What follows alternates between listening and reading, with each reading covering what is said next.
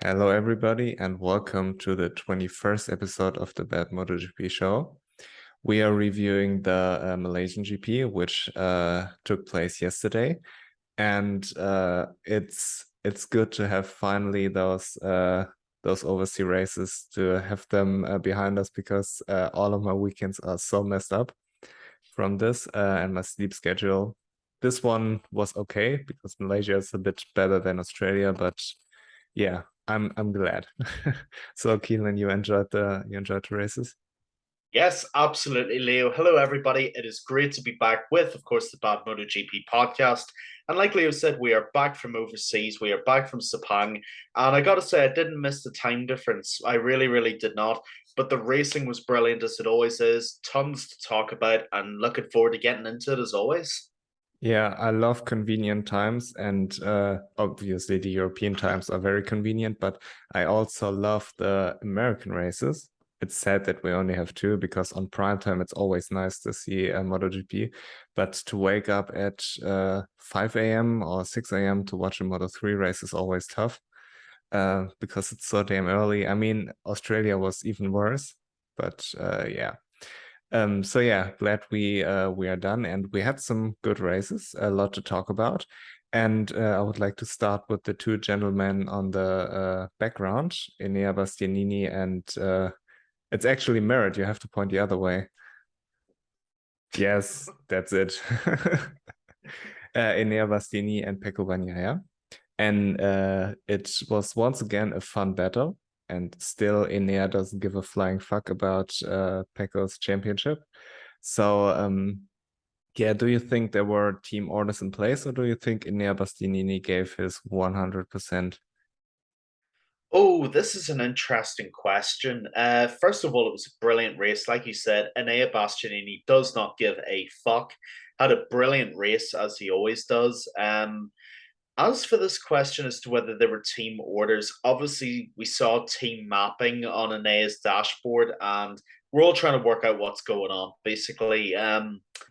Do I think there were team orders? I like to think there weren't, but then that's just the optimist in me. I just hope there isn't any because it's the reason I don't like Formula one of many. Not looking at you in particular, Ferrari, but I'm looking at you. You know what I'm talking about. Um, I'm hoping that there wasn't team orders. I'm hoping it was something to do with maybe tire preservation or something like that. But at the same time, it wouldn't surprise me if it was team orders.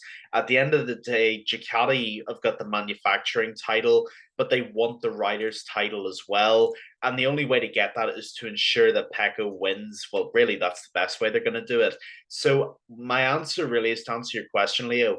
I hope there wasn't, but if it emerged that it was a team order, it wouldn't overly shock me either. Ene has already proven himself entirely this season. He really doesn't have any more to prove. So if he's just preserving the team's momentum, it wouldn't shock me. Yeah, I mean, I don't have a particular problem with team orders because when you're in a situation like Ducati is right now, you haven't won the riders title in 15 years, and you put so much money and so much effort into the sport that it's only natural that you want to do everything possible to ensure you get the title, because the last thing that you would want is Pecco and Enea crashing into each other and Fabio would have won the race, and now the title picture almost would have seemed impossible for Pecco. So I understand team orders, and also for everybody complaining about it, if you're working and your boss tells you something, you do it because otherwise you get fired. And especially if the stakes are so high. So I don't necessarily see the problem with team orders in general, because everybody would do it, especially in a situation where Ducati is right now. But it gets worse when there are 8 bikes on the grid, and those 8 bikes happens to be the best bikes on the grid. So if you have just teammates, okay, cool, I can live with it. But the 8 bikes make it a little bit, I don't want to say boring because the race wasn't boring, but you know what I mean.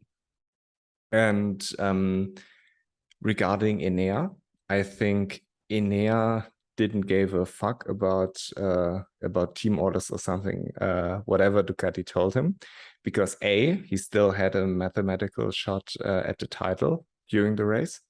Because if Pecco happened to crash and he would have won the race, he could have been a world champion in Valencia if the same happened again. And if Fabio managed to fuck it up as well, because it's a long shot, but it's still possible. Everything can happen in motorsport. And I think that Enea wants to prove a point that he's the #1 rider going into next year. But I also think that he's not stupid. And he could have made the move into turn 10 in the last lap, but he didn't because it was dangerous. But I believe if no championship was on the line and if it wasn't Pecco, let's say it was Alex Rins or whoever, he would have gone for the move 100%. I think he was smart about it because the last thing he would have wanted is to take out Pecco. And yeah, nevertheless, what's the truth? Only Enea Bastianini knows. But if I was Enea Bastianini, I would be very vocal about how I let Pecco win just to fuck with his head and be like, yeah, I'm the best rider here. I just let you win. But yeah, I think in his post-race interviews, you could have read between the lines that he didn't give his 100%. It was like, if there's a move and it's a safe option, I'll do it. But if it's too much of a risk to overtake Pecco, I won't do it. That's how I interpret it. And yeah, but at the end of the day, only Enea knows. But I don't have a particular problem if there were team orders in place because I understand it. And the problem isn't necessarily the team orders. The problem is a larger one. Yeah, I think that's an excellent interpretation, Leo, and I think it's a very fair one as well. I think when it comes to Enea Bastianini, I think he's always capable of pushing the envelope the way very few riders can. And I think you make another very good point about the entry into turn 10, which is really what we're talking about here. And look, I don't think there's anything wrong with what Enea did at all, really. I think he was very smart to hold back. Because at the end of the day, let's say he does make that move and him and Bagnaia are wiped out.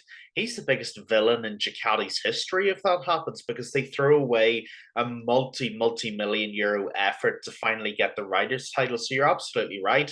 My gripe with, I probably should have rephrased this better earlier because you were absolutely right. My issue isn't with team orders necessarily if it's teammates. That's not my problem. If it was Jack Miller in Enea's position, for example, I absolutely would understand it. I think that would be very fair. My issue is probably more with the number of bikes in the grid and being able to command them as if they're a fleet. I think that's probably my issue more than the rider themselves. But as for the race itself, I think Enea rode brilliantly the way he always does. I think he was very smart and very mature as well, not to ridiculously go for a gap to force through if it isn't necessarily there. But the other thing that happens here is that Enea Bastianini doesn't lose from this situation because you have to think about what Leo just said. Say he goes for that gap and he wins the race. Okay, great, he wins the race. Pecco still gets second.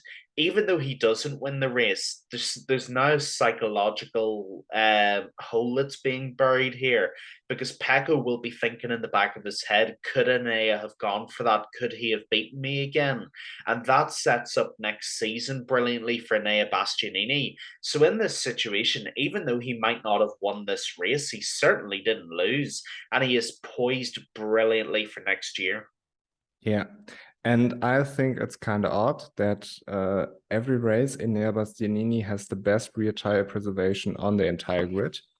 And coincidentally, on this race where he shouldn't win from a Ducati perspective, he doesn't have the rear tire and he turns into Jack Miller, which to me is kind of odd, but okay, maybe this is the truth. Maybe it's a huge coincidence, but maybe it was just an excuse, who knows? And yeah, with the manufacturer orders, I mean, Pecco did a brilliant job. Pecco did everything he could. He had an amazing start. It's like the best start I've ever seen. I can't remember anybody having a better start. And he rode a brilliant race. He made no mistakes, and Enea was just as good as him and maybe didn't pull the trigger because it was Pecco. But if it was Fabio, 100% he would have pulled the trigger. And yeah, Pecco still deservingly won the race. And with the manufacturer orders, the problem isn't necessarily that there are any in place, because I think Yamaha would be doing the same if they had riders Oh, no question. outside of the top, oh, not inside of the top 15, but they don't. Sad. Honda would be doing the same, and yeah, so I understand it, but the problem is if you have 8 bikes and those 8 bikes happen to be the most competitive on the grid, then you have situations with Jack Miller, who is maybe helping Pecco. You have situations with Enea, who is not being stupid, and Marco Bezzecchi, who's obviously helping Pecco. I mean, Luca Marini, I don't know if he did anything, but then you can play these games with different Ducatis overtaking the competitors. You know, it's a little bit sad that a pure race gets a little bit dictated by one manufacturer this way. But on the other hand, it's not Ducati's fault.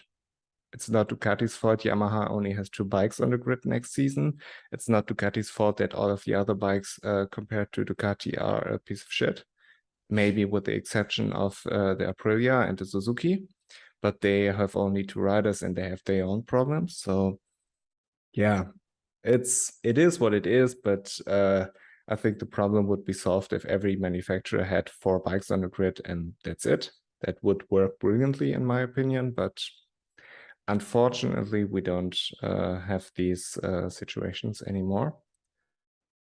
Yeah, it's very, very true. And look, my biggest issue with Ducati having 8 bikes in the grid is the issue that I've always had with it. We don't want riders basically escorting other riders to win so they can win championships. We want people to be winning titles and winning races because they're the best rider on the grid that day. So that is really my issue with it. You know, we don't want the grid being manipulated mid-race in order to ensure certain riders win. Now, look, if it was a Yamaha, if it was a Honda, you know they would do it. That's clear. Yamaha would do the same if they were in that position. Absolutely. The problem is the number of bikes. And look, we basically have Pecco, who's likely going to be on pole for Valencia. We have Jorge Martin, we have Enea Bastianini, we have Bezzecchi, and we have Marini, who are basically all going to form a bubble around Pecco if they have to. And that's problematic because it's not what we want to see. But either way, Leo, you're again right. Look, it's not Ducati's fault that they have 8 bikes and everybody else only has 2 or 4. At the end of the day, it is what it is. It's up to Dorna to manage the grid. That's their job. And we'll see what happens next season with it, I suppose. Yeah, and I feel a little bit bad for Pecco in this sense that he rode an absolute brilliant second half of the season. He made one mistake, which was in Motegi, which didn't turn out to be very costly. And all the other races, he just have been brilliant. He has been smart. And to get this a little bit tainted by the team orders, if they are in place or if they aren't in place, nobody knows, except the people involved. But let's assume they are, because there's a high possibility. It takes a little bit away from his performance, because if he had the same race and it was against Fabio with the same outcome, we weren't sitting here and discussing team orders. We were discussing that Pecco won the championship on his own. He's such a gangster, Absolutely. yada yada yada, and that's a little bit sad, you know. It is sad, yeah, because look, we don't want to take anything away from Pecco. Pecco is easily in the top 2 riders on the planet right now. And to take something away from him is not something that I ever want to do because it would be totally unfair to him and all the incredible hard work and effort that he puts in. The problem is that Ducati are putting him in this position by having all these bikes on the grid. It might be helping Ducati, but it's taking away the legitimacy of some riders' wins. And that's not what I want to see for Pecco, because I know he deserves to win the title if he does win it. Like you said, flawless second half of the season, with the exception of Motegi. But then a lot of riders had issues with Motegi as well. It's the first time we've been there in 3 years. So the one thing I don't, well, one of many things I don't want to see is credit being taken away from brilliant riders just because of the volume of bikes in the grid that happen to be the best bikes in the grid. I hope it's something that ends up getting resolved in the future. But look, all Pecco can do is win races. He's doing his job. It's up to Ducati and Dorna to really do theirs.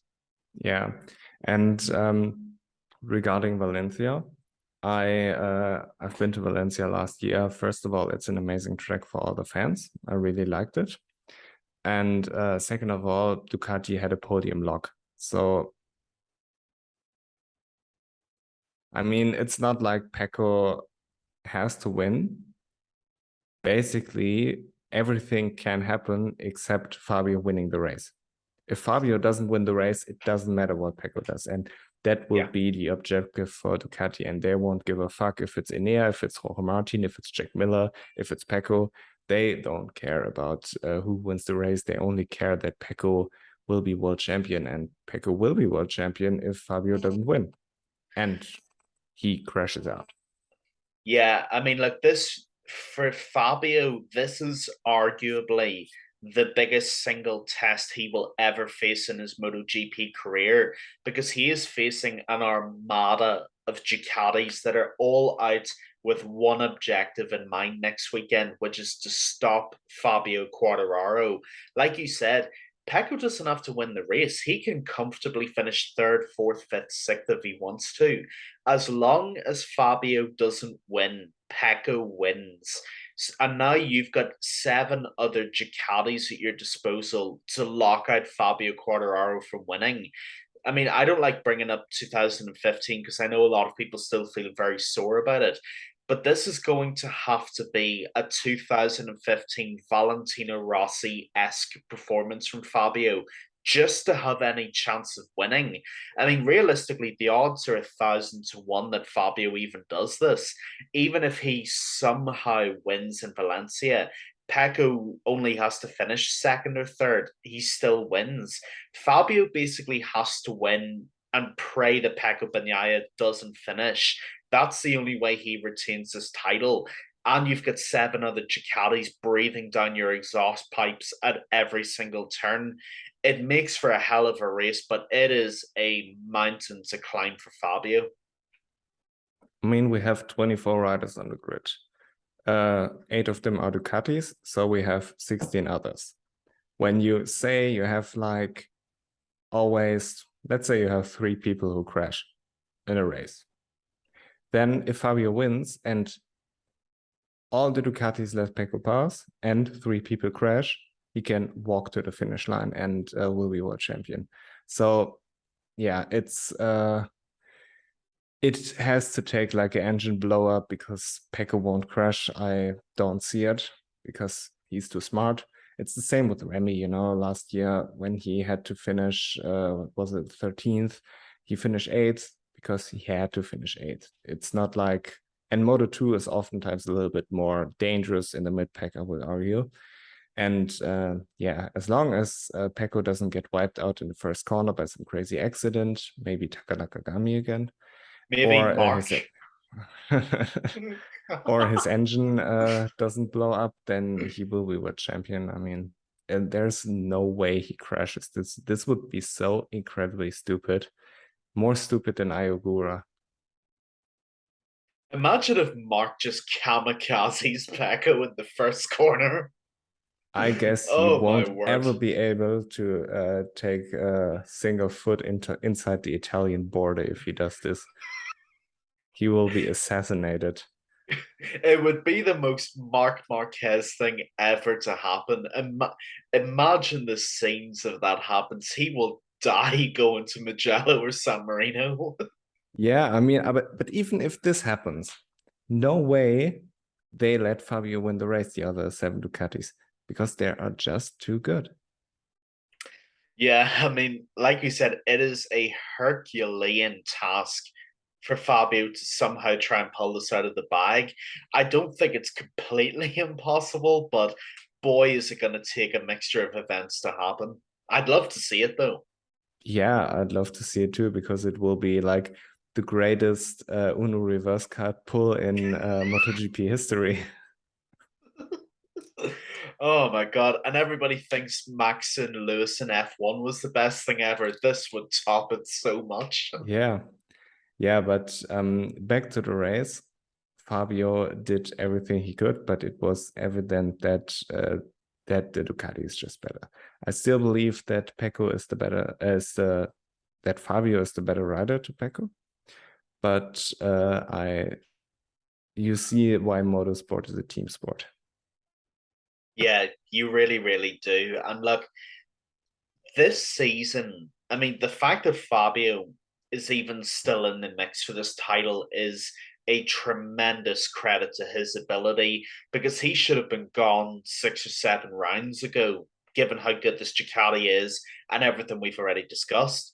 The fact that he is taking this to the final day is bloody commendable, because he should have been out of it a long, long time ago. And this season is in no way a disdain or a mark on Fabio, because he has ridden that bike to the limits of what it can do and beyond. And the fact that he has not had a single helping hand from any other Yamaha is just testament to how much of a great, great rider he is. And look, Valencia is in no way defining for Fabio. This race that we're talking about now in Sepang, he still did everything he could and somehow pulled a podium out of it. Fabio is the best rider on planet Earth. There is no debate about this for me. Yeah, and if Fabio didn't crash in Assen, and if Fabio didn't have the mistake in Australia, he would be right in it. They would be basically equal on points, and this is what it takes, you know.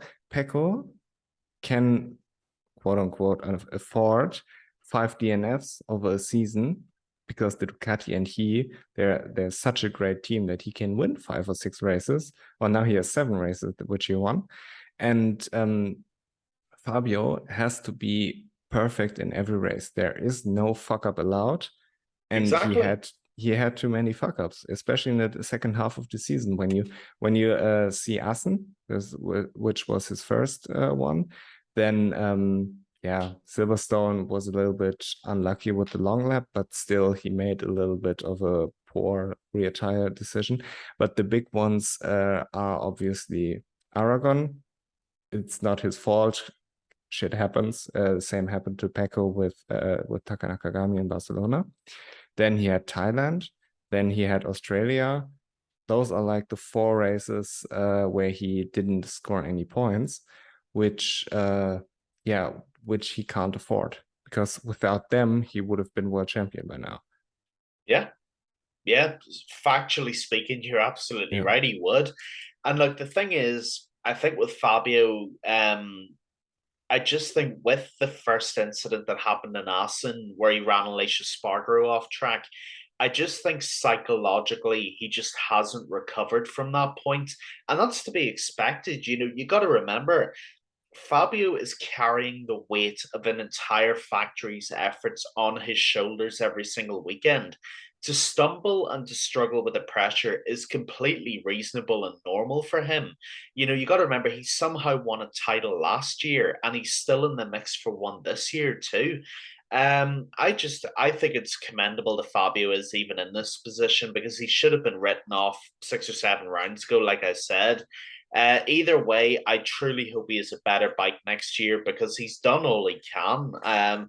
The mistakes, yes, he does need to get rid of those, because he can't afford 1 DNF in this championship, let alone 5. But he'll learn from that. I'm confident he'll learn from that, and he'll be better next year than he even has been this year. Yeah, I mean, I think the bad luck cancels each other out over a season. You have Pecco with all of his crashes. You have Fabio with all of his 0 pointers.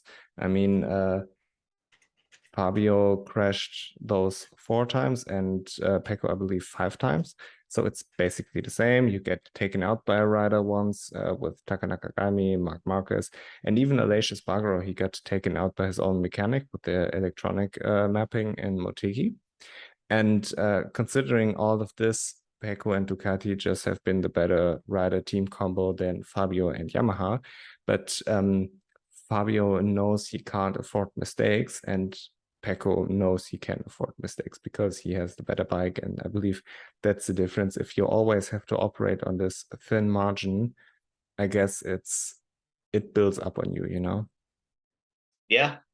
Yeah, I mean, look, when you have, excuse me, a team of the magnitude and the ability of Ducati, you can always, I'm not saying always, but you can afford to have less pressure on your shoulders because you'll be able to make it up. And you've also got other riders out there who can pick up the points that you lose. The problem with for Fabio is that basically until Franco Morbidelli's fully firing again, or until any other kind of Yamaha starts helping him out, his mistakes are felt more sharply than Pecco's are, because any mistakes that Fabio makes, it's good night Irene for him. But I'm hoping and I'm praying to the Lord Valentino Rossi in MotoGP heaven that next year the bike is better and he has more power. Because if you're going to make Fabio fight the entire campaign for Yamaha by himself, at least give him a bike as good as the Ducati to compete. Otherwise, we may as well all go home. There's no point. And you spoke about Frankie, which is a funny topic in itself, because Frankie had a rather exciting race. He had his best qualifying ever, or not his best qualifying ever, his best qualifying this season. And I would argue it's his best qualifying on the factory Yamaha as well, but I don't remember last season well enough. But yeah, he had his best qualifying. Then he had the double long lap because he was cruising on the racing line. And then he got, in my opinion, a ridiculous penalty where he overtook Aleix Espargaro into the second last corner, where they touched, but Aleix didn't crash, and Frankie took the position and won the battle between them. And I don't understand how you could penalize this, because we have many maneuvers where riders touch, and many maneuvers, especially in the last lap, where you could argue, okay, this was a little bit hard, but it still was fair, you know? LH didn't crash, and yeah, it is what it is, you know? But the race direction fucked up once again.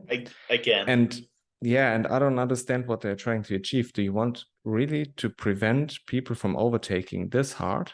And what's funny about it, I guarantee you 100%, if the same situation happened between Pecco and Enea Bastianini, there wouldn't be a penalty. No way. No way would that happen. You're absolutely right. Look, I mean, I'm used to race direction just messing up my weekend now, so I kind of just expect it. But come on, people, at least get some consistency in what you want from these riders. You know, we want to see, not to spoil what we're going to talk about in Moto 2, but we want Augusto Fernandez and Jake Dixon. That's basically what I want to see every weekend. And you're taking that away from us. You know, be clear on what you want. Do you want physical riding or do you not? It's kind of hard not to want physical riding anyway, because they're there, they're going to do it anyway. Race direction. I'm just used to them fucking up my life at this point, Leo. Until they get someone who isn't blind in to run race direction, they're just going to keep messing up, unfortunately, and we're kind of just going to have to accept it. Yeah, it's a little bit sad, but I think it's just funny because Frankie easily could have been top 5 with his without his penalties. And yeah, absolutely. I guess it's like it adds up to like 9 seconds of penalty time over the whole race, because you could argue that a 3-second penalty is the same as a long lap, and he had basically 3-second penalties, and which is interesting to me because when we just look back at Australia, where Alex Marquez absolutely dive bombs into Jack Miller and seriously risks his health, he gets one long lap.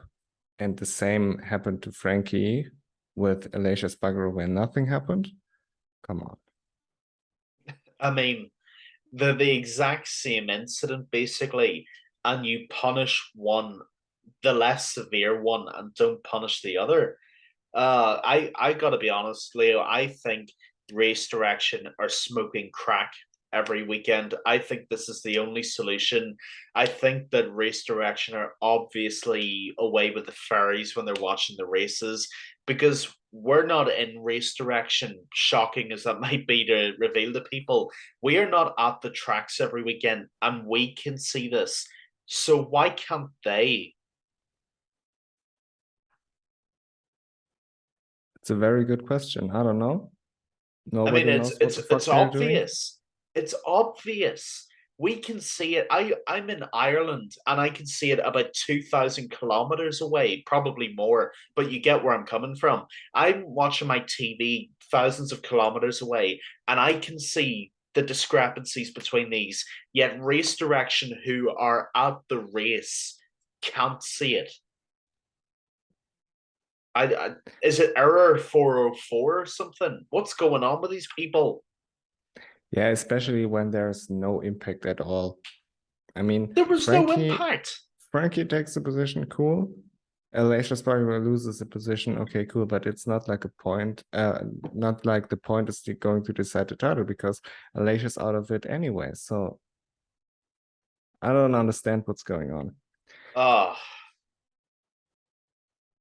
And it really, really annoys me that we get so little TV coverage from the midfield because when you remember Qatar, Qatar was basically, it wasn't a boring race, but it wasn't the most exciting race. And we had this amazing battles from the rookies, but there were no coverage at all on the broadcast. And it has basically been the same forever. They don't show the back of the grid except it's like Mark Marquez in Austin. And we have Jack Miller, who did basically the same which Mark Marquez did in Austin, and nobody gave a fuck about it. He wasn't even mentioned. There were no screen times of his overtakes. I mean, if you don't want to miss what's happening at the front, I understand it.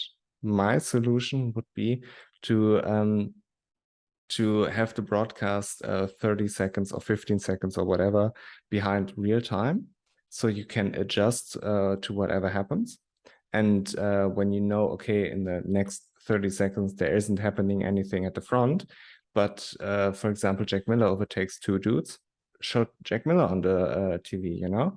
And I don't understand why they are not doing is, first of all, it's a little bit sad for the fans because races could be so much more interesting if we got to see those battles. I mean, we are talking about boring races, but it's only boring at the front, and the rest of the grid nobody knows because nobody's seeing it. And second of all the sponsors who are sponsoring, for example, a Red Bull KTM, who are sponsoring an RNF Yamaha, who are sponsoring the Repsol Honda if not Mark Marquez is sitting on it. You know, all these sponsors, they are getting no TV time because the broadcast is this shitty, and I don't understand it.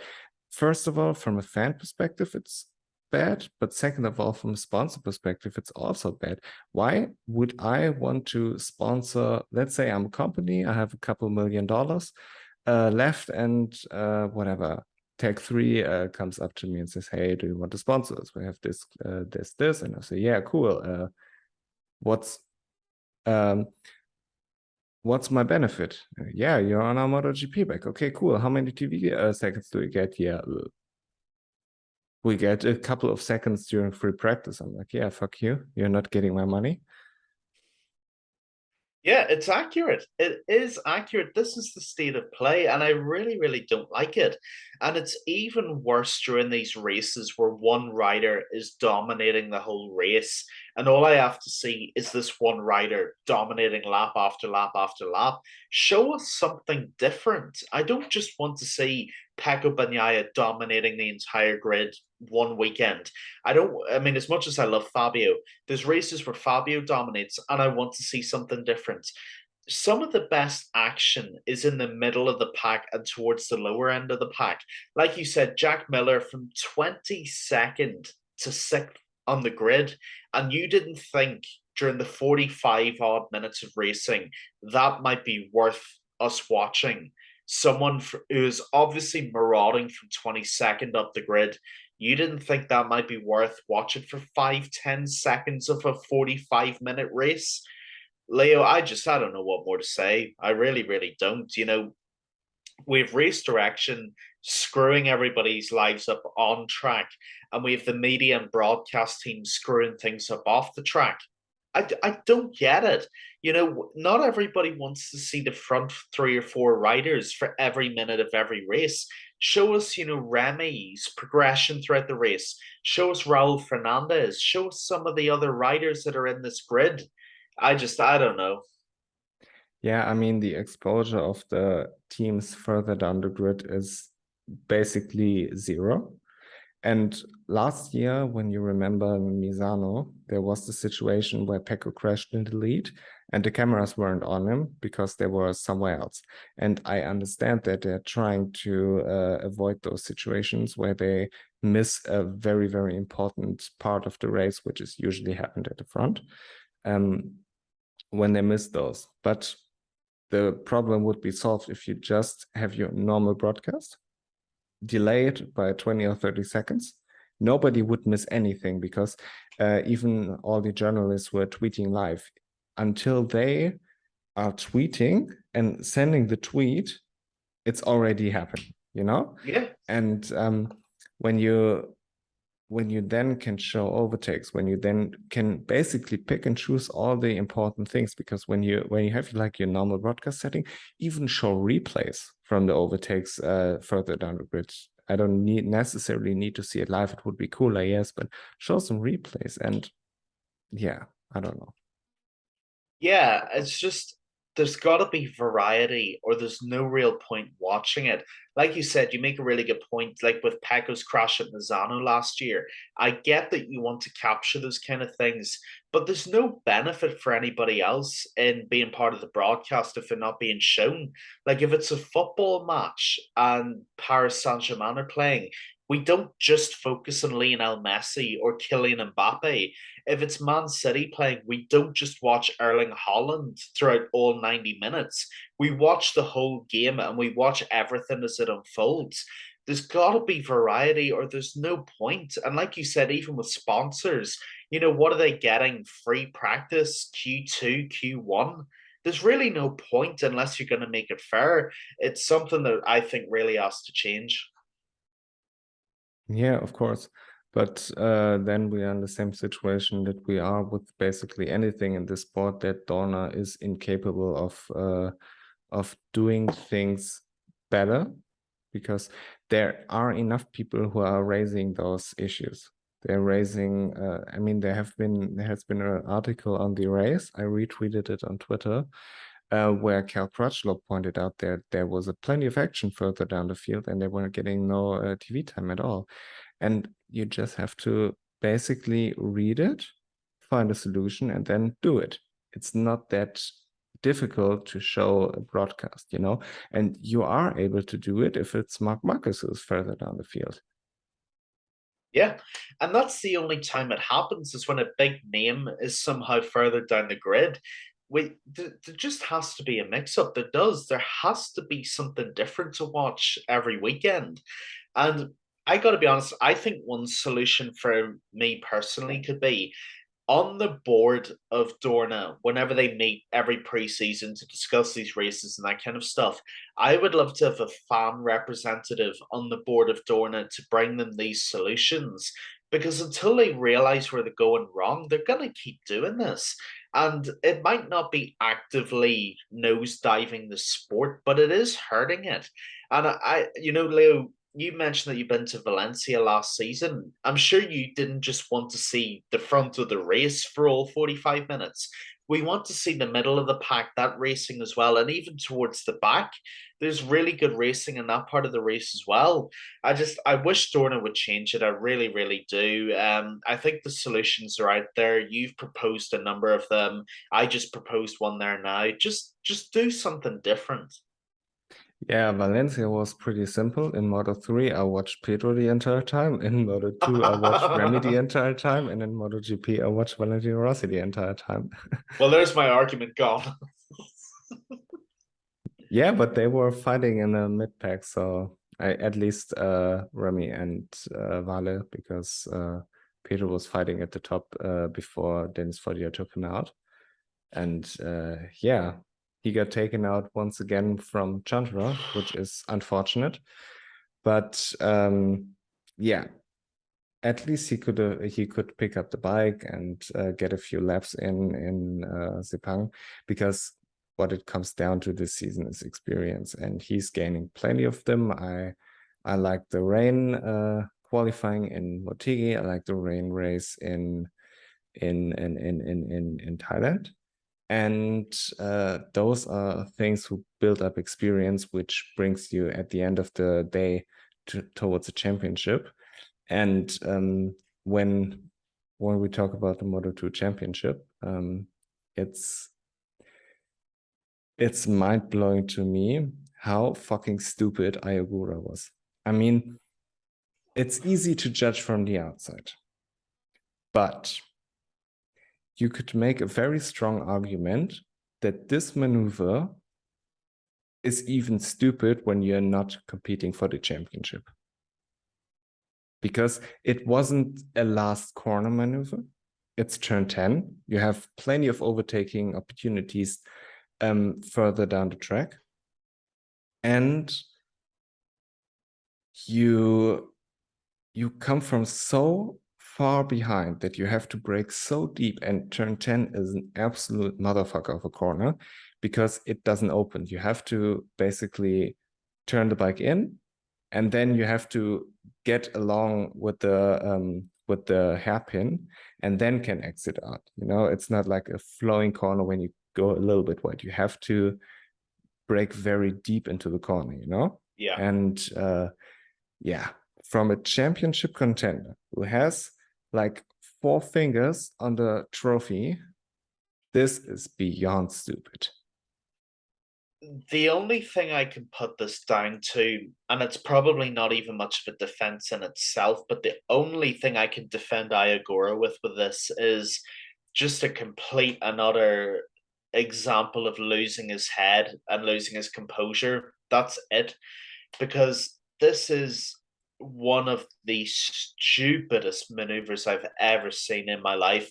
One of the least intelligent management of a race that I have ever seen. Turn 10, like you said, is a motherfucker of a corner. It is one of the tightest hairpins in the calendar. You have to stop. You've basically got to stop the bike completely and then get it turned. Why would you think you could approach a hairpin, come in so hot to a hairpin, get it stopped that deep, and then come out again? He was always going to overshoot it. He was always going to overshoot it. He overshot it, and he might just have thrown his chance at the title away as well. And it hurts because I'd love to see Ayagura win the title. I think he's had such a great season that he deserves it. But Leo, he might just have fucked it up entirely. He really, really might just have. And it's his own fault. It is his own fault. He overshot it, he overcooked it, and he paid the price for it. But God, it was tough to watch because that might just be Augusto Fernandez with one hand on the title now instead of Ayagura. Oh boy, it was sore to watch. Yeah, I mean, when you compare the crash from Augusto Fernandez last week in Australia, it's more of a case where he was on the limit because everybody's on the limit, and it just didn't work out for him. But Yeah. there, you couldn't fault him for that. Maybe you could have said, okay, why don't you back out of it? But it's easy to judge from the outside, man. There's no real point of criticism for Augusto Fernandez crash in Australia. And the same with Raul Fernandez last year in Misano, or Remy in Austin. You know, those are things that happen when you're riding on the limit, and everybody's riding on the limit there. But Ai Ogura, there are two things that absolutely I don't understand. First is, why in the first place do you go for this maneuver when he has to know that Fernandez is somewhere in sixth or whatever?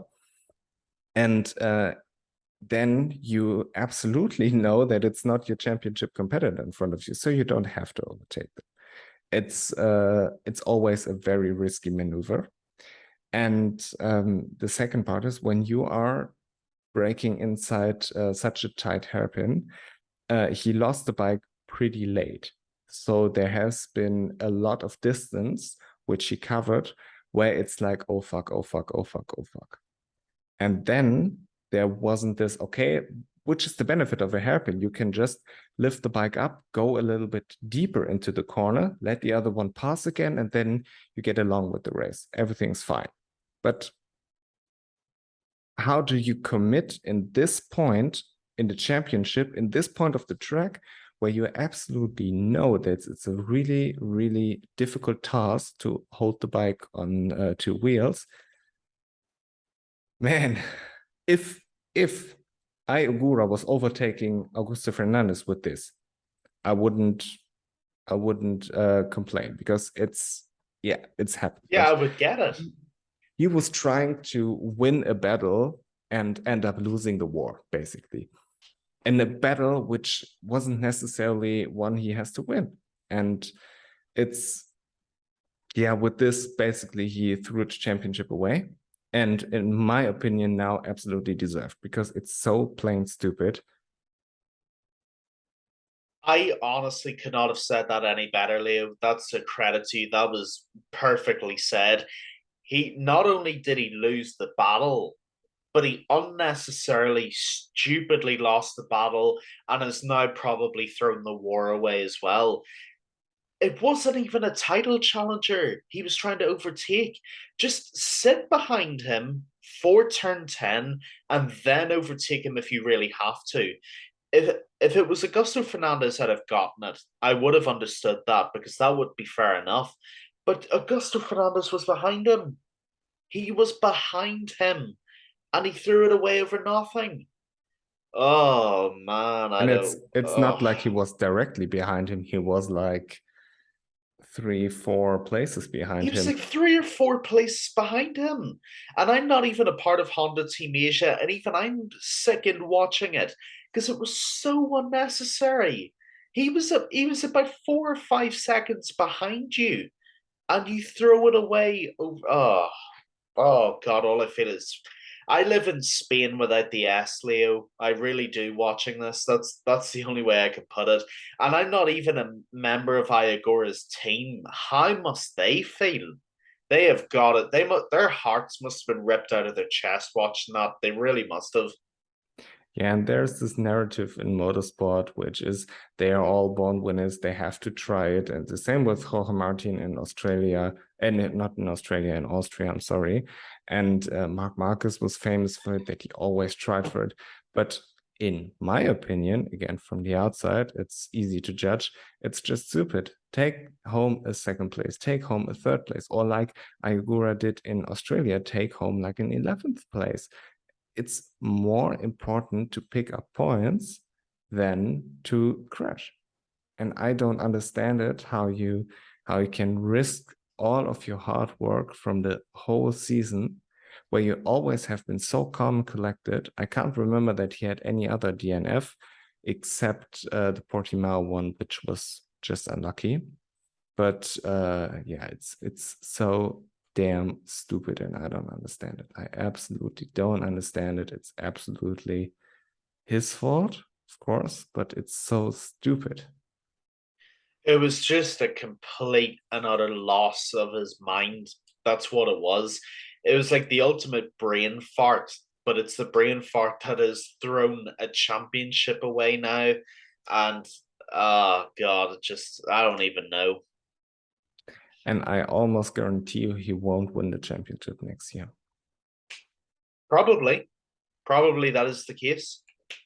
Who was the last runner-up of a championship who won the following year? I mean, Pecco would be an obvious choice if he does win the championship, but behind this, I can't remember anything which happened in recent history, especially not in MotoGP, because the last MotoGP titles have always been Marc Marquez, and then Fabio wasn't a runner-up, Joan Mir wasn't a runner-up, Jorge Lorenzo wasn't a runner-up in 2014. MotoGP 100% not. I guess that's actually a good question. Marc Marquez in 2011 won the world. Maybe. No, in 2011, Stefan Bradl won the world championship, and 2012, Marc Marquez won. Pol Espargaro was a runner-up, I believe, in 2012 and won in 2013. But then again, Tito Rabat, who won in 2014, was the runner-up in 2013. As far as I'm concerned, that should have been Scott Redding.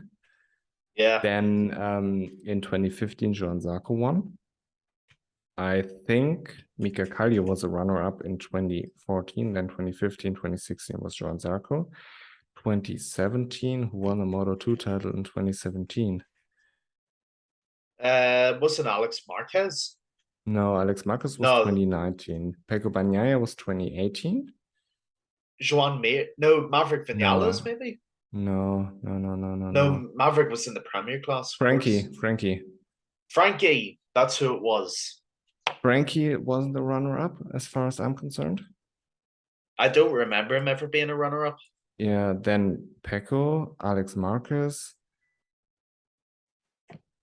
Yeah, I don't think it happens frequently. That's why I don't Very like rarely. that's why I don't like those predictions where you're like, okay, he was a runner-up, he will win the championship. This usually doesn't happen. Same with Dennis Foggia. Usually it doesn't happen because I feel like it's such a knockout punch that you suffer when you just lose out on winning the championship, that it's so difficult to recover from mentally. And that's because you don't see Super Bowl losers winning the next year. You usually don't see, like with the NBA, it's a little bit different because the NBA is weird. But usually in high-level sports, you don't see it. That's all I'm trying to say. And second of all, Alonso Lopez. This would be rather interesting to know if he would be in the championship, because let's calculate this through. Alonso Lopez, he's for sure now top rookie, and question. He missed like the first 6 races, which was it was Qatar, it was Indonesia, it was America, it was Argentina, it was Portimao, and Jerez, and in Le Mans he raced. So 6 races he missed. And let's look up the Moto2 championship.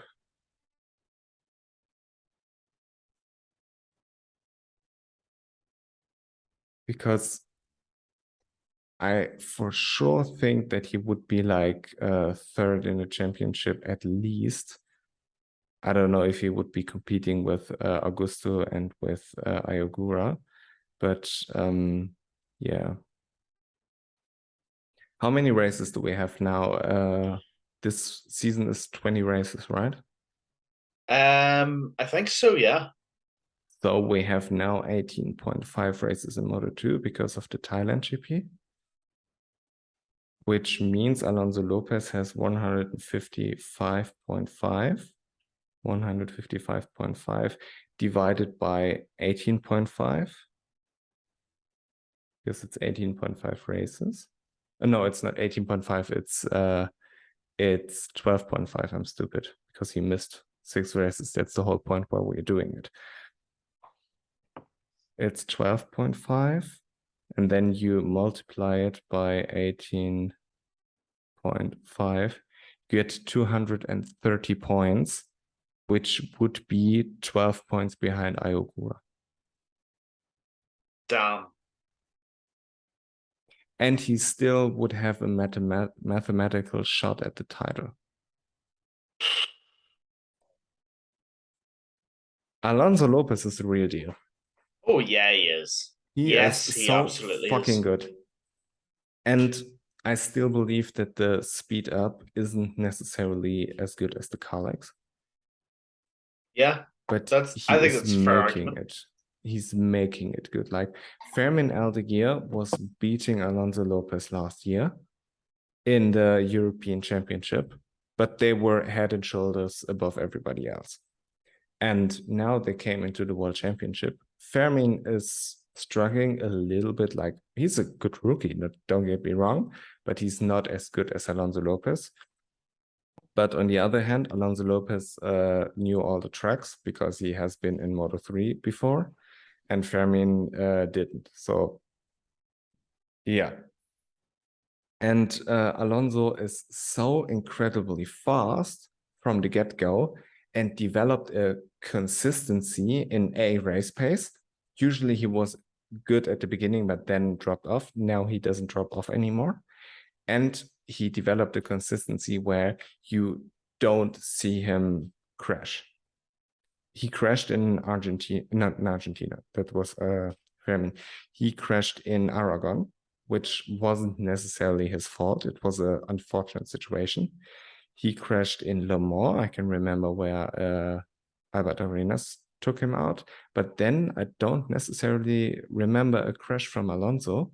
Maybe I'm missing something, but He might not have he crashed since. could be very possible. And he's so incredibly fast right now. This is bonkers. He's top rookie. And Pedro Acosta won 2 GPs. He has been on the podium multiple times.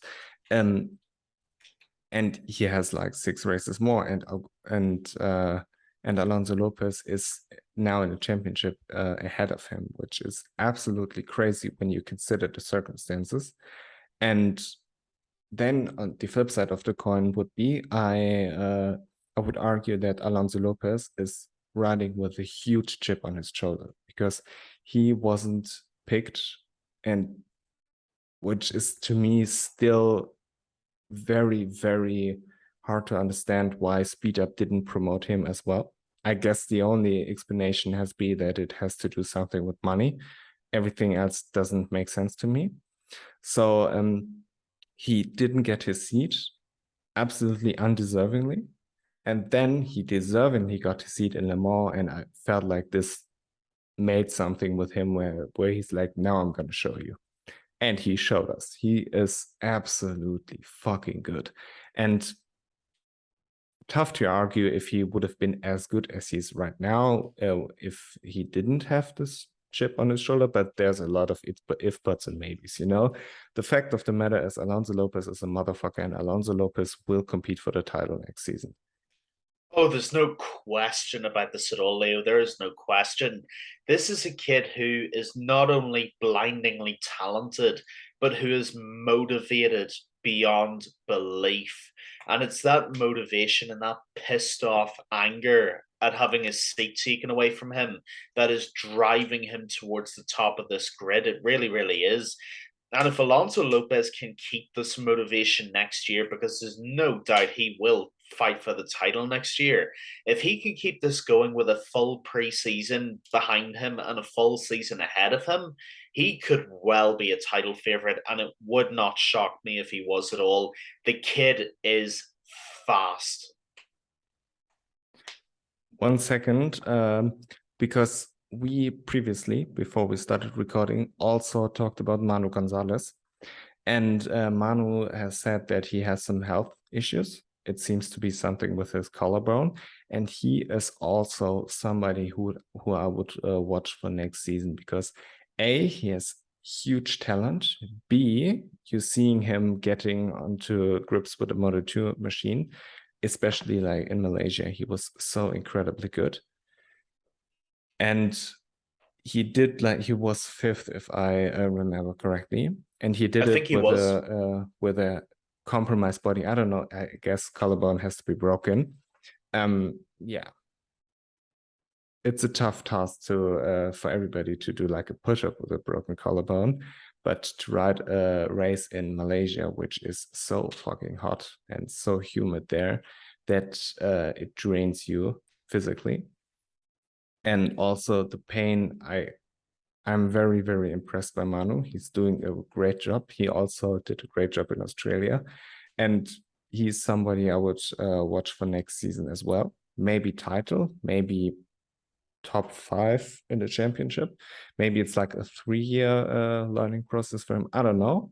But he's on the verge of getting into the top 3 onto the podium consistently if he gets his health right, and he has all the skills in the world, and he has a great team behind him. The Yamaha team should be a great team.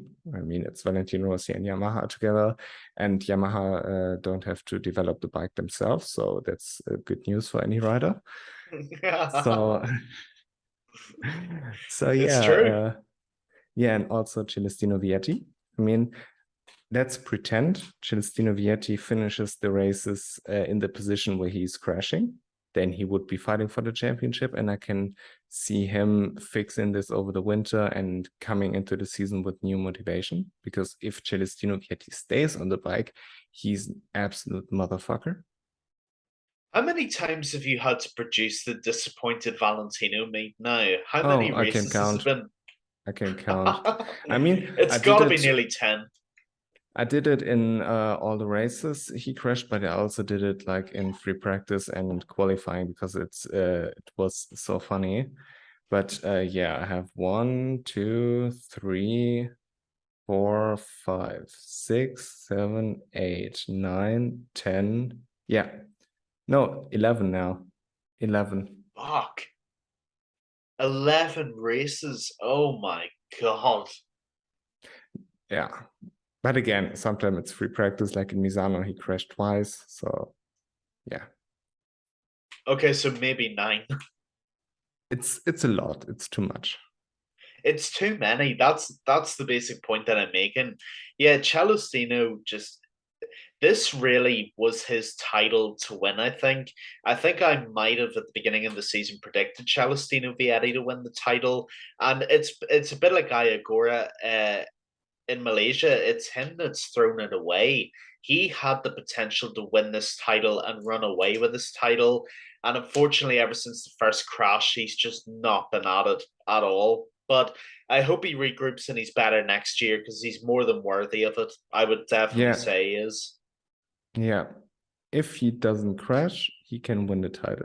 Which brings us to the next one, Pedro Acosta. If Oh, Pedro sorts out his crashing, especially at the beginning of the season, which is like a learning process. He's a rookie, there's nothing to gain, only something to lose. And he is so gifted as a rider. It's out of this world. And if he gets it together, and I believe he will, it's just a normal rookie season. Mistakes happen. You learn, especially the Moto2 bikes are they need a lot of maturity to ride, and he is very, very, very, very good. And I can see him competing for the title next season. So it will be very interesting, which brings us back to the main point why we start talking about it. Ayagura, in my opinion, won't win the title next season. So this is his one and only chance. Not his chance, but it's like a realistic. It's not going to be easier next year. Let's phrase it this way, because you never know what's going to happen. Also, Tony Arbolino, if he is next season as good as he's been on the overseas races. I mean, it's there. It is absolutely there.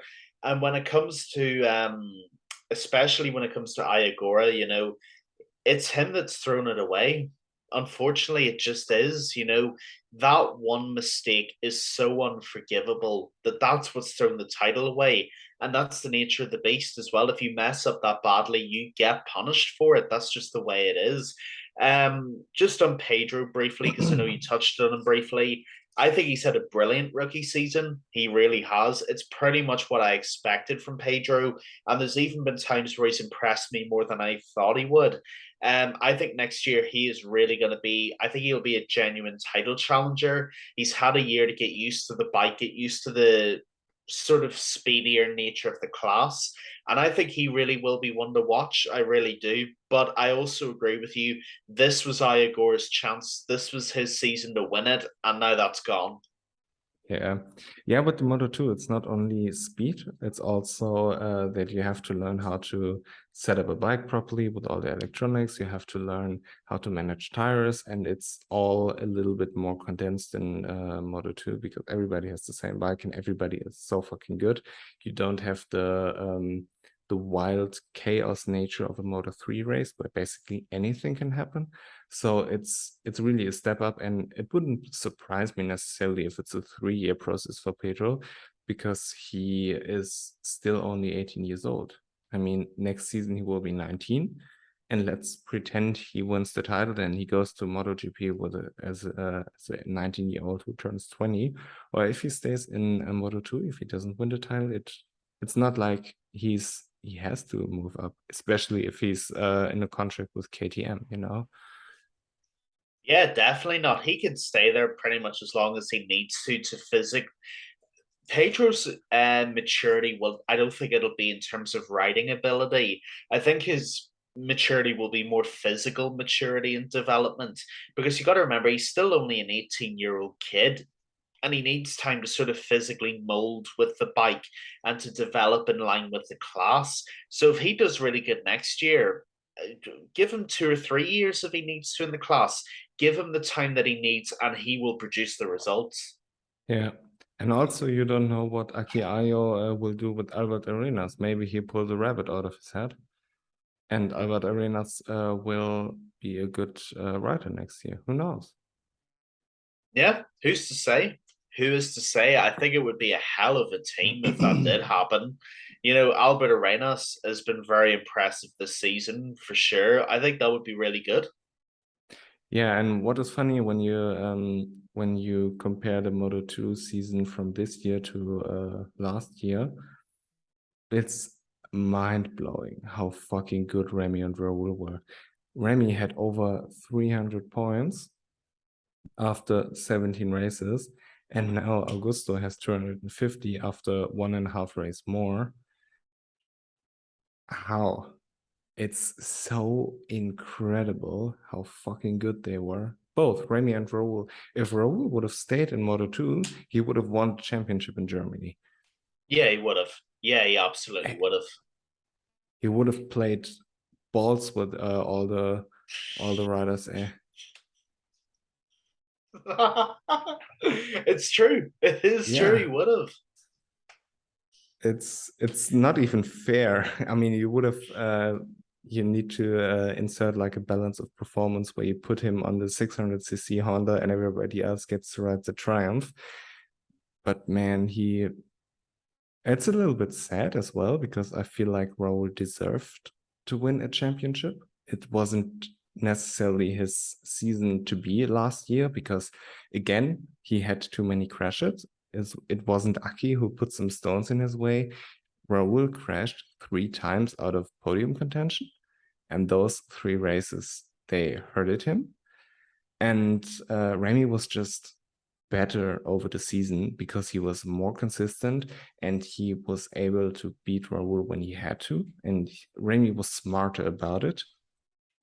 And I feel a little bit bad for Raul because his performance last year deserved the championship. It was just the wrong place at the wrong time, I guess. And Yeah, but Leo, Raul did win a championship. He's the moral champion. And at the end of the yeah, day, he is. that's what counts. Yeah, and he's also the moral rookie of the year. There we go. Problem Yeah. solved. Yeah, but if he didn't went to MotoGP, I guess it would have been realistically good night Irene in Aragon. Oh yeah. Like on a serious note, aside from taking the piss out of Raul for a minute, if he'd have been in the Moto 2 class this year, he would have wiped the floor with everybody because I think there's a real argument that last year were the 2 best individual years that we've seen from anybody in the history of Grand Prix motorcycle racing. Remy and Raul were so far ahead of everybody else that they were basically lapping them in terms of the championship. That's how good they both were. And if Raul was in the championship this season, I think maybe Alonso Lopez would have come close, possibly, but they would have just broke everybody else. That's how good Raul Fernandez is. Yeah, and you have to consider that if Raul Fernandez stayed in Moto2, then Augusto Fernandez wouldn't have got the Aki seat, which is also like extra 50 points in the championship if you ride for Aki Aya's team, you know? And yeah, it would have been a good night, Irene.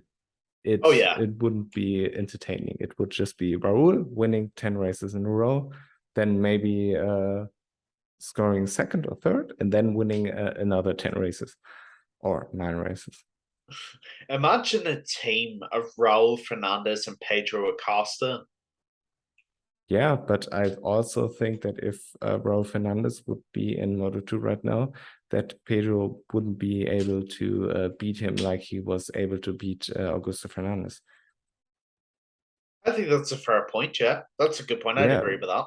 Raul was fucking good. And then, which brings us to a little bit back to MotoGP, because DGR, he had a rather interesting Instagram post. Let me read it to you real quickly. Where he said he isn't necessarily feeling good on the bike, or not good on the bike. He isn't feeling good in general. Wait a minute. Fabio, where is it? Fabio DJ. There it is. He said, it's in Italian, so let me translate it. 19th race of the season. The weekend trend is still the same. Unfortunately, we don't get better. We don't solve problems. We can't be faster. The fact is that this season I've had less and less fun riding my motorcycle, but I'm not talking about the motorcycle itself. Ducati MotoGP is the most extraordinary and incredible ride I've ever ridden, and I'm grateful for the opportunity. I had less fun and the results didn't come. Through it all, what have we learned? I learned that the level in MotoGP is very high and you don't leave anything to chance. Then I think that the game is just working hard, working really, really hard, planning, studying, analyzing, believing, yada, yada, yada. Is he obsessed? And then basically he's questioning if he's obsessed. And which is a little bit understandable from a perspective where he's riding the best bike on the grid, and Enea Bastianini has the same bike and he's competing for the championship until Malaysia. So I guess it's rather frustrating for him, especially when you see Marco Bezzecchi with all the success and everybody's like, the Ducati is such a great bike, but you are the only one who isn't getting results. So yeah, it's difficult, I can imagine. But then, which brings us back to the Moto2, when you remember DGR and Moto3 had one good race, which was in Jerez. And I believe he isn't good enough for MotoGP, in my opinion. Because when you see all these riders who are doing all these great things on a bike, and then you like these small little details, they matter. They matter they matter much more than, for example, in Moto2. They matter much, much more than in Moto3, you know? And I feel like he's lacking this little extra step, which Pecco has, which Enea has. And those are both world champions. And DGR, the last time he competed for a world championship was like in Moto3, and he was out of it pretty quickly. And yeah, so I don't necessarily know what to make from this post, because I feel like he's just frustrated. It's not like he won't be there in 2023, because to me it would just be plain stupid from him. I mean, if he has 2 seasons like this and you're really unhappy, okay, cool. Go to whatever makes you happy. There's no point of being unhappy. And I mean, mental health is still health, you know? If he isn't feeling good and isn't happy doing it, then Okay, cool. But just from a tough rookie season, it would be a little bit premature, even though, I mean, he had some success. He had a good race in Mugello. He had the pole position in the tricky conditions. Ask Remy and Raul how their life is, you know? And I would love to, in hindsight, I would have loved to give Remy the Ducati of Digia. I think this would have been easy rookie of the year for him. He would have been as Yeah. good as Bezzecchi. Yeah, I think Fabio Di Giannantonio is a very good point to bring up. Obviously, because of that Instagram post that you referred to, aside from a couple of other things, I think the problem that Digi is experiencing now is that the standard that's been set by Ducati this season by all 7 other Ducatis is so high that you have to match that or you're going to be left behind. I think this is the problem.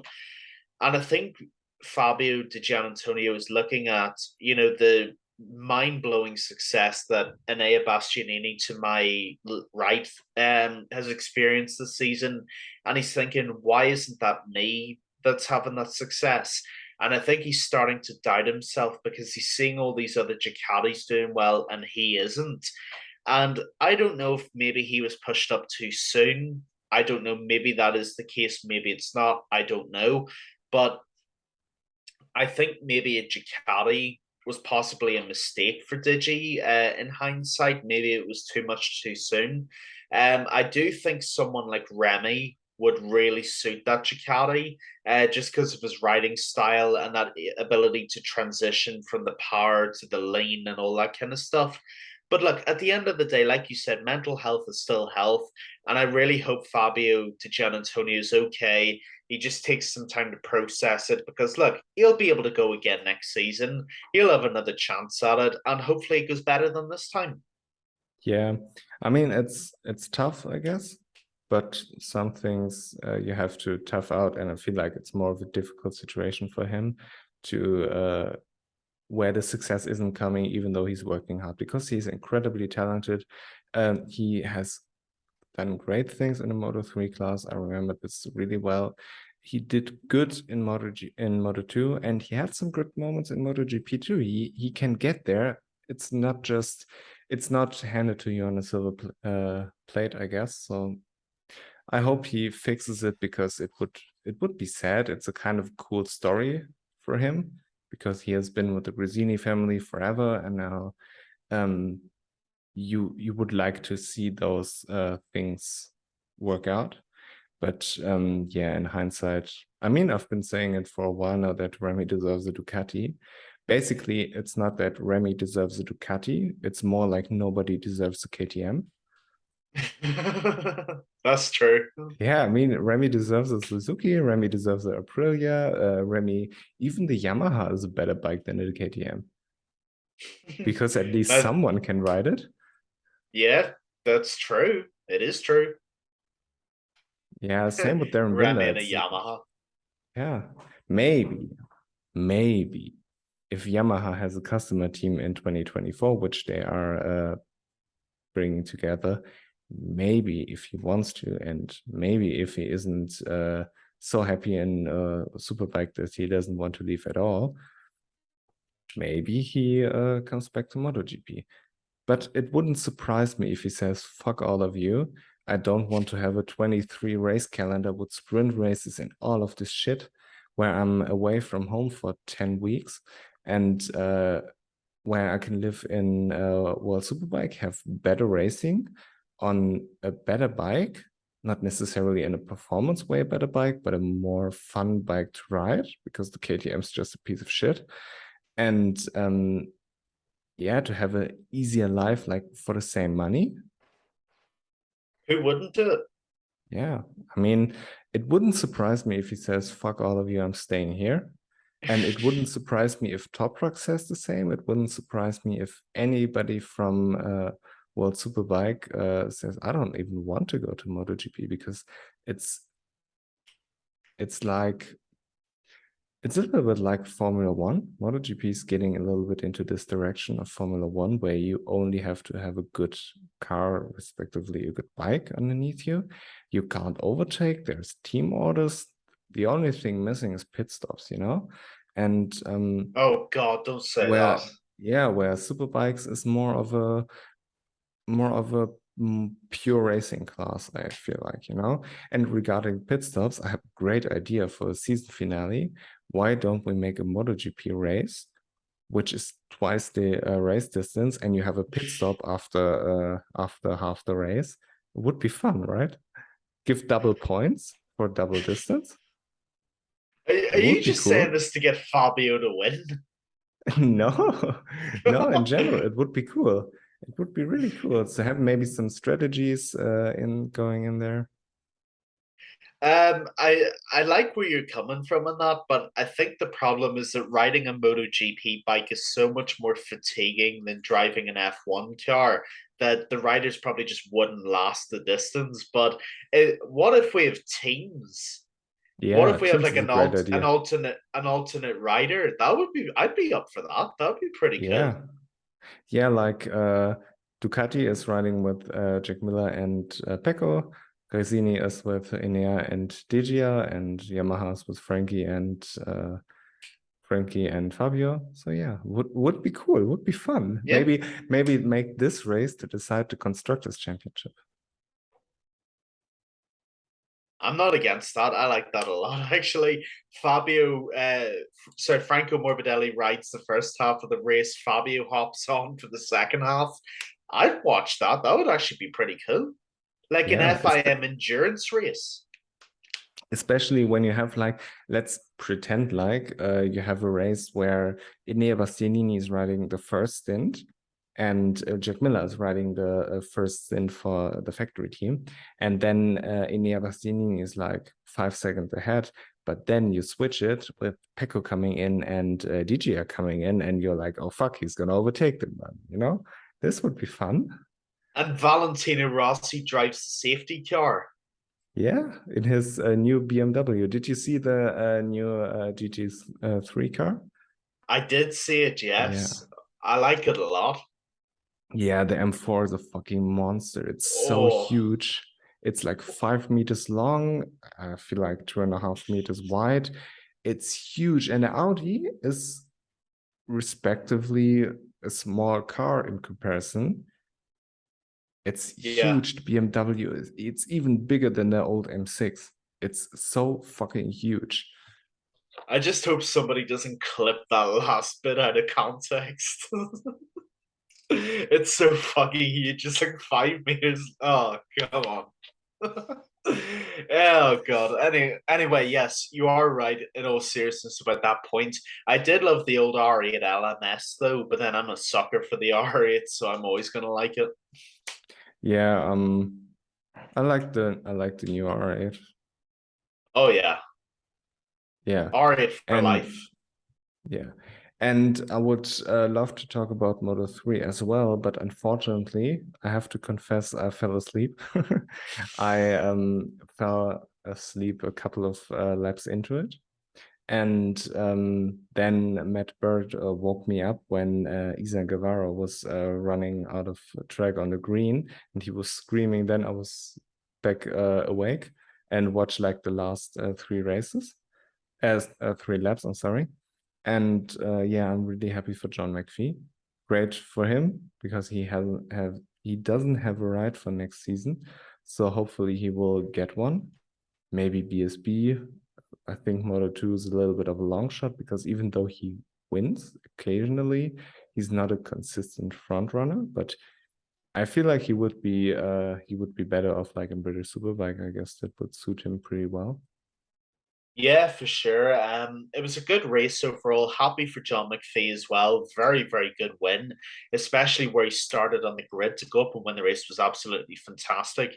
But the thing is, you're right about Moto 2, and the problem even more with Moto 2 is that Rory Skinner is joining next year with the American racing team. So the Scottish kind of thing doesn't even work anymore because there's a new Scot going into the class. I think British Superbike could be a good shout. I think that would allow John to really get his mojo back, get his groove back, get his winning form back, and then maybe try and get back into Moto 2 that way. It's sort of like Jake Dixon did, but slightly more skew if. But overall, really happy for John. Nice to see him finally win, and it was very, very deserved. Yeah, and I have a question, which is a little bit strange for me. Because, for example, when I'm watching the UFC, the fighters are fighting under the English flag, under the Scottish flag, and in motorcycle racing or also in Formula One, the drivers, respectively the riders, are riding for the Union Jack. When the fuck do you get to pick Scotland, and when the fuck do you get to pick Great Britain? What's the deal there? Oh boy, we are going to get into some political hatred here. It's a really, really it's actually a very interesting question because I actually don't know the answer to that. There's a lot of Scottish riders, for example, like and even Scottish racers, like Sir Jackie Stewart back in the day in F1. I think he used the Union Jack as well. But it's always something that I've kind of wanted to know the answer to as well. So I'm glad you asked it. Like, for example, Jonathan, I think I'm not going to talk about the north of Ireland where I'm from because that's a very, very contentious issue. I'm just going to stick with the Scottish and the English. I think with Scotland, because Scotland's still part of the United Kingdom, they use the UK flag instead of the actual blue and white St Andrews flag. And then if you're English, obviously they use the Union Jack because that is their flag anyway. But it's a brilliant question, Leo. I'm actually glad you asked it because I would like to see more of the home nations using their own flags personally, but that's just my opinion. But I think that's the reason why, because Scotland's still part of the UK, they use the UK flag. That would be my guess anyway. But why is Darren Till fighting for the English flag? Or why is what's the Scottish light heavyweight called? Paul Craig, Yeah, Paul Craig. Berdew Craig. Oh wait, Yeah, we can't say that. We can't say that. he is fighting Scottish flag, English flag, Darren Till, Leon Edwards, English flag. So I don't understand, when do you get to represent England and when do you get to represent Great Britain, you know? Well, it's something we could do a whole podcast about flag identity from the UK. But the thing with Leon Edwards, for example, is that Leon Edwards, I think, was born in Jamaica and was brought to the UK when he was a child, so he uses the Jamaican flag as well. No, he Darren uses the Till, English flag. or he uses the Leon, English flag interchangeably. Yeah, I think you're right. Paul Craig, the whole Scottish thing again, and then Darren Till is very different again because he's from Liverpool. Liverpudlians generally consider themselves more Scouse than English. It's a whole handling. I'm going to be honest, but flag identity is a really interesting issue. It's something I hope we cover again in the future. I don't fucking know. I know, and I don't want to get cancelled for it. Yeah, so I guess there isn't much to talk about Moto 3 because I have no fucking idea what happened in the middle of the race. And also the championship is decided. So yeah, I uh I think we have 2 weeks of a break now before Valencia, right? I think so, yeah. Yeah. Yeah, so I guess Augusto Fernandez will wrap the thing up. I guess Pecco will wrap the thing up. And yeah, we will see each other after Valencia again. It would appear so indeed. Enjoyed talking to you and good night, everybody. Likewise, thank you very much, everybody, for watching. As always, we really appreciate your company and your viewership. And we will see you at the end of the line, at the end of the finish line in Valencia. Goodbye.